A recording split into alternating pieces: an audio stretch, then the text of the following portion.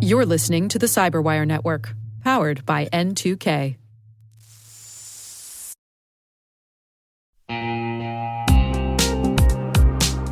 Cyber threats are evolving every second, and staying ahead is more than just a challenge, it's a necessity. That's why we're thrilled to partner with ThreatLocker, the cybersecurity solution trusted by businesses worldwide. ThreatLocker is a full suite of solutions designed to give you total control, stopping unauthorized applications, securing sensitive data, and ensuring your organization runs smoothly and securely.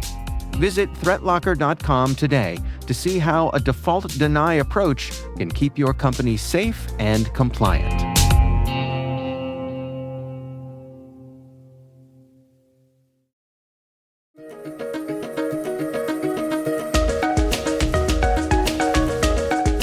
Hello, everyone, and welcome to the CyberWire's Research Saturday. I'm Dave Bittner, and this is our weekly conversation with researchers and analysts tracking down the threats and vulnerabilities, solving some of the hard problems, and protecting ourselves in a rapidly evolving cyberspace. Thanks for joining us.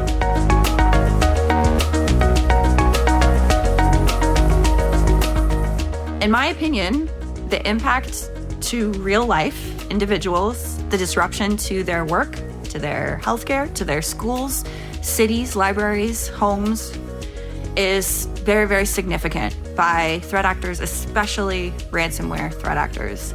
And I just think that historically, it has been underappreciated and under-resourced in terms of defense against these threats. That's Selena Larson, threat researcher and lead for intelligence analysis and strategy at Proofpoint.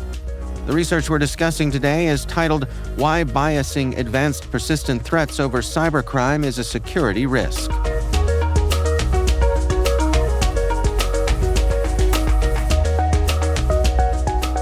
Well, let's walk through some of the history here together. I mean, how did we coin the term advanced persistent threat, and what led us to where we are today?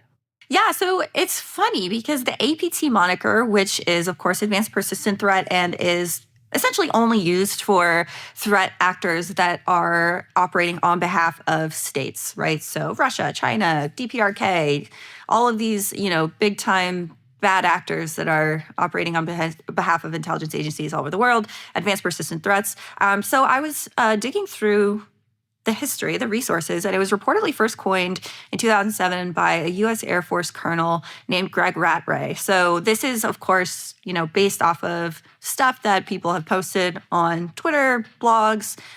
There's no real sort of point in the dictionary definition when it was added to, the Webster's English dictionary that we can say this is when it was created. I can add, just as a name-dropping aside here, that I have interviewed Greg, and he did indeed claim attribution of the term. Yeah, so it's been around for quite some time.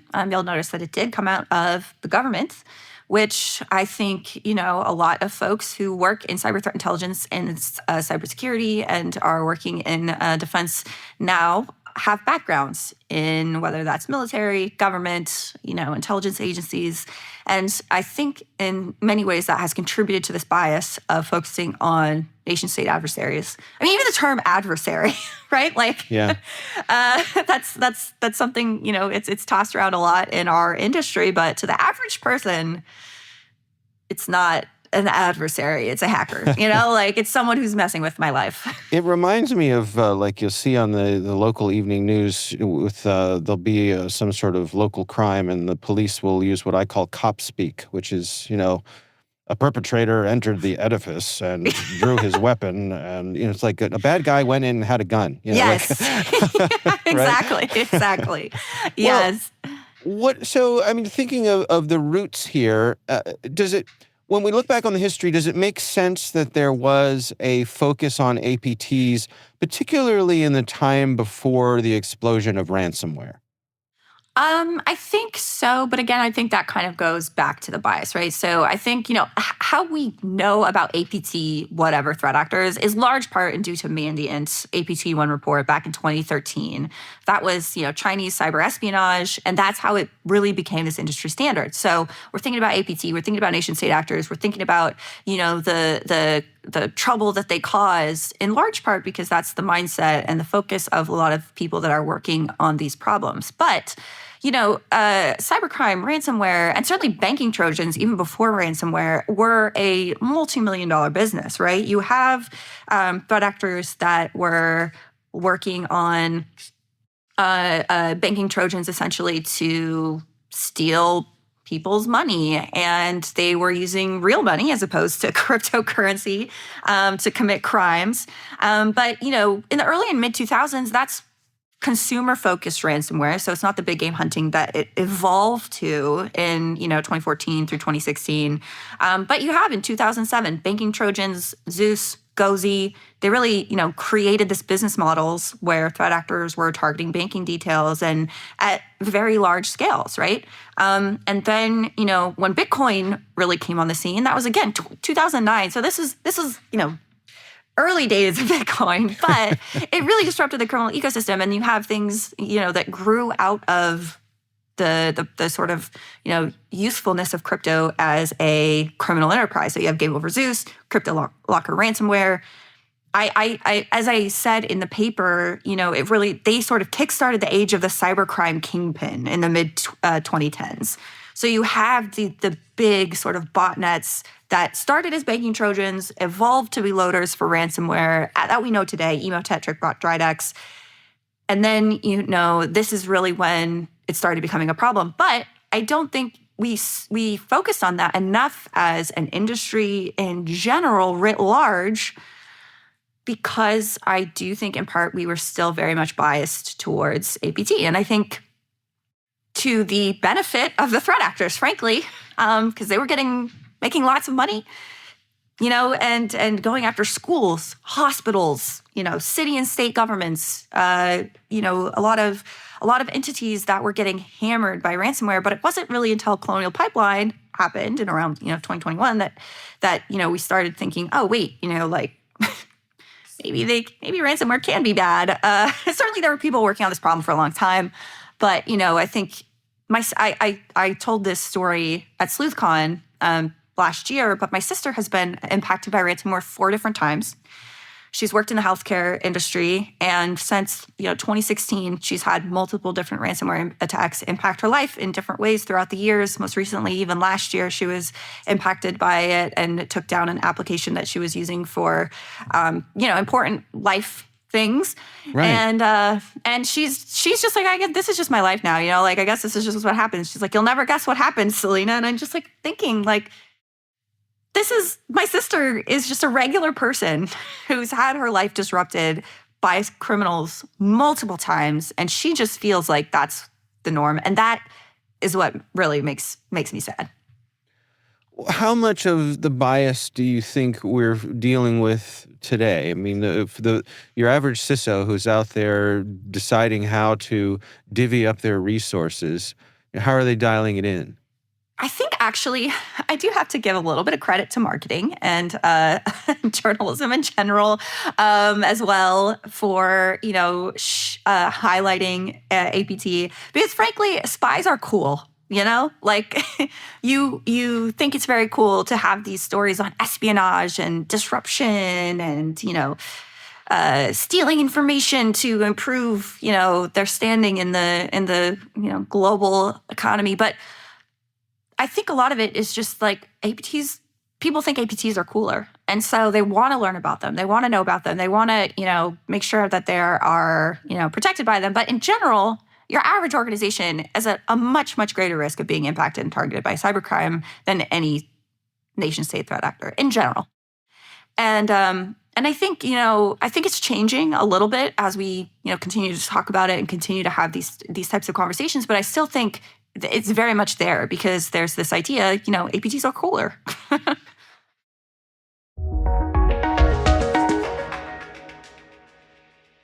We'll be right back. And now, a message from our sponsor, Zscaler, the leader in cloud security. Enterprises have spent billions of dollars on firewalls and VPNs, yet breaches continue to rise by an 18% year-over-year increase in ransomware attacks and a $75 million record payout in 2024. These traditional security tools expand your attack surface with public-facing IPs that are exploited by bad actors more easily than ever with AI tools. It's time to rethink your security.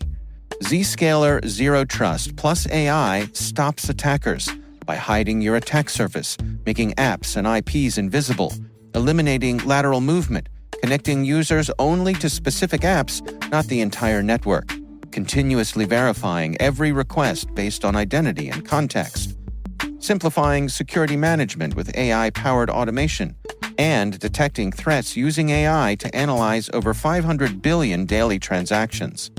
Hackers can't attack what they can't see. Protect your organization with Zscaler Zero Trust and AI. Learn more at zscaler.com/security.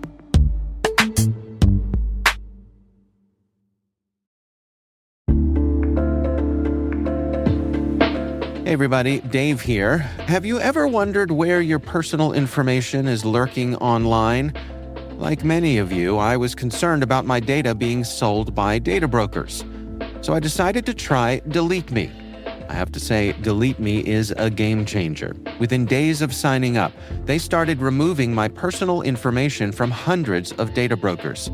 I finally have peace of mind knowing my data privacy is protected. Delete Me's team does all the work for you with detailed reports, so you know exactly what's been done. Take control of your data and keep your private life private by signing up for Delete Me. Now at a special discount for our listeners.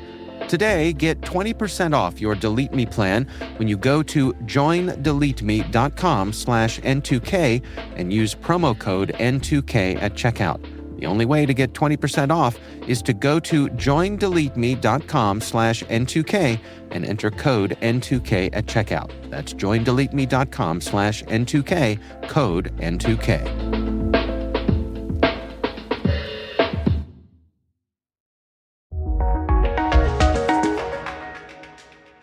I wonder too, because it seems to me like, particularly in the earlier days of APTs, it was kind of a get out of jail free card for any organization who got hit. You know, you would just your communications person would stand up in front of a microphone and say, there was nothing we could do. We were attacked by foreign adversaries with endless resources, and so, you know, poor us. There's absolutely nothing we could have done.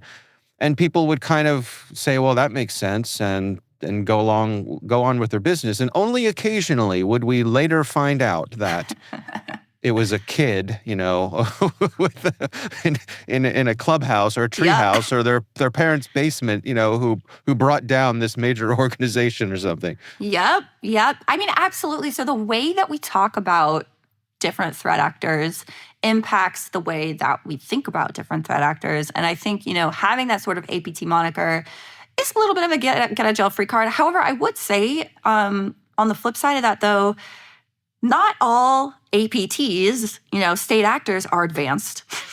And many cybercriminal actors are considerably more advanced and sophisticated than, you know, some state adversaries. We've even seen some crossover with cybercriminal threat actors operating on behalf of governments. There are certainly examples of this happening in Russia, for example.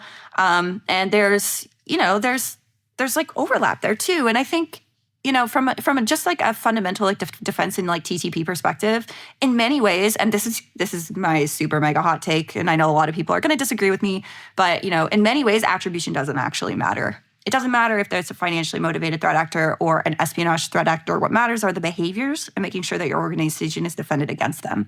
There are, of course, you know, situations in which attribution does definitely matter. It depends on, you know, we're looking at it, but from a fundamentally technical perspective, if we're seeing the increase of, you know, ransomware actors, cybercriminal threat actors using 0 days, investing and developing tooling and resources that are in many ways more advanced than what we're seeing from APT or state actors, there's not that sort of like distinction between, oh, state actors are a lot more advanced, or, oh, you know, cybercriminals are just dumb kids, we don't have to worry about it, and, you know, my insurance will take care of that, or whatever. They're operating at a level that is very high, and you have to be, you know, very, very mindful about it. And the impact is so much greater to the general population and our communities at large. Like, a ransomware attack on a school has significant impacts to the students, safety, their education, their resources. If a school's closed because they can't go to because they had a ransomware attack, parents can't go to work, so they have to rearrange their lives. There's all of these sort of like follow-on repercussions from a lot of this activity that, in my opinion, makes it a threat to our communities and our way of life and national security, in different ways, from the state actors, stealing IP or, pre-positioning potentially for potentially critical infrastructure disruption, which of course would have its own very large impacts. But yeah, it's I don't think it's an either or anymore. And I think, we have to be very, very mindful of that. We have to check our biases at the door when we're thinking about cyber defense and fighting back against these adversaries. What about some of the federal organizations? And I'm thinking specifically of folks like CISA. Are they overly focused on APTs at the cost of the hospitals, of the schools, of those sorts of things? Or is it a sense that they're out there, fighting the good fight, doing the best they can with what they've got? That's a good question. I know it's a very hard problem to solve. There are, of course, limited resources that, various agencies have to be mindful of. But I do think that there is still a bias in what we're thinking about, what we're looking at from sort of a national level, sort of assessment. I think we've seen a lot of great success in other countries kind of dealing with this. I think the NCA is a great example, the National Crime Agency in the UK. They have done a really, really great job prioritizing ransomware in particular, but a lot of these cyber criminal operations that are having very, very big impacts to, the people in their communities. And we've seen the disruption of Lockbit, Kronos. We've seen, some certainly Operation Endgame, which of course, U.S. Law enforcement and U.S. government agencies were involved in as well, which was a massive, massive blow to cyber criminal operations, which was a huge win. But yeah, I do think it could be talked about and focused on a little bit more in some of these conversations. But, of course, I do know that, I think, China is really the main APT that I think a lot of organizations and intelligence agencies are really focusing on, which, of course, is totally reasonable with the various activity that has come to light over the last year. It is impactful and it is very, very important. So I do understand that there of course is a balance, and it can be very, very difficult to figure out where to put those resources when we have, limits. Yeah, I wonder, because I find myself, and this is just, my personal take on this, that I find myself sometimes frustrated that we have situations, for example, where hospitals have to shut down. And you brought up the point that we have lost lives because of this. If a foreign nation were sending people here and physically shutting down hospitals, the response to that would be one of overwhelming force, I believe. And yet, here we are. Do you understand my frustration? Or I guess maybe head scratching is a better word for it? Dave, absolutely. I have the same reaction. And I think it's really challenging to, focus on this and say, well, it's understandable, or like to kind of be working in a space when you're like, this is such a big problem. Like, why aren't we doing more? Why can't we do more? And I mean, certainly just people in my own life who have been impacted by this and have had some of these experiences, certainly in healthcare in particular. The impacts are just so awful to the people, like not being able to get your medication, not being able to have your surgery, potentially having ambulances diverted to other places for care.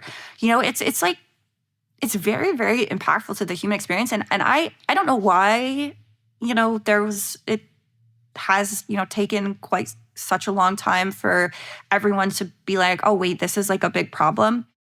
And I think in general, the cybersecurity industry could use a little bit more empathy all around, not just for ransomware impacting, various organizations that, have a really really, really very difficult time, and often times are shut down. But also, we've talked about this in the past too, like romance scams in general, people being impacted and targeted by crime that is, quote unquote, just digital.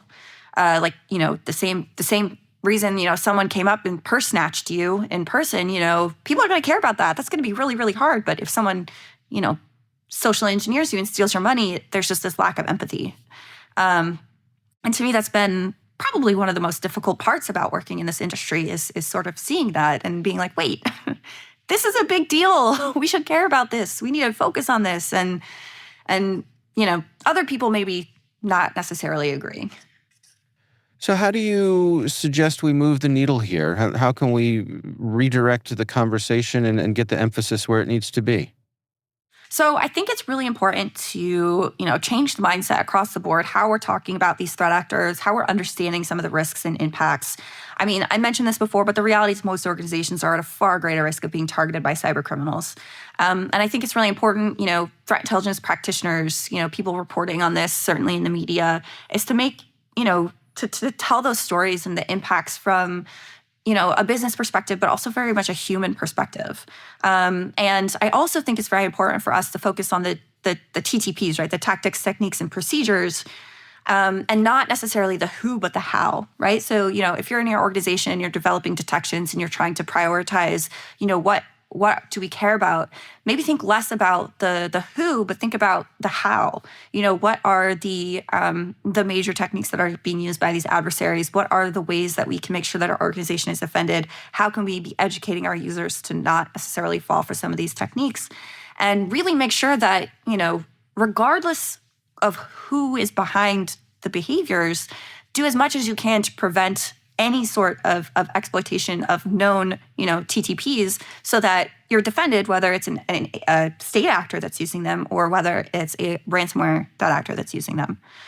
And I think too, we've seen some really great successes over the last year in terms of when it comes to disrupting cybercrime. And I think, that old chestnut, public-private partnerships, which is a phrase, that I think gets thrown around a lot. But it is also very important. And I think Operation Endgame is really sort of the standard at which all of these things should be, upheld to, right? I mean, we saw it was a cross-government, cross-country, many, many different organizations were involved, and they went after, not just the ransomware itself, but the ecosystem that enabled ransomware, right? It was, of course, a long time investigating, but it was a lot of sharing between many, many people to having a common collective goal of disrupting these things, cutting the head off the snake, so to speak. But of course, It was 5 different heads because it was multiple different malware families.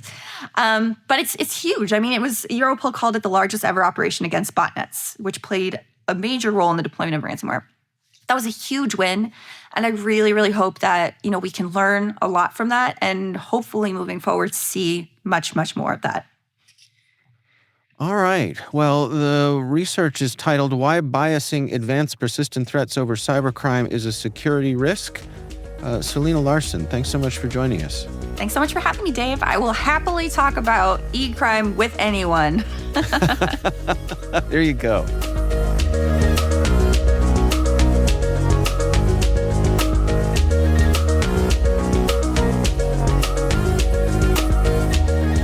Our thanks to Selena Larson from Proofpoint for joining us. The research is titled Why Biasing Advanced Persistent Threats Over Cybercrime is a Security Risk. We'll have a link in the show notes. And that's Research Saturday, brought to you by N2K Cyberwire. We'd love to know what you think of this podcast. Your feedback ensures we deliver the insights that keep you a step ahead in the rapidly changing world of cybersecurity. If you like our show, please share a rating and review in your favorite podcast app. Please also fill out the survey in the show notes or send an email to cyberwire@n2k.com. This episode was produced by Liz Stokes. We're mixed by Elliot Peltzman and Trey Hester. Our executive producer is Jennifer Iben. Peter Kilpie is our publisher, and I'm Dave Bittner. Thanks for listening. We'll see you back here next time.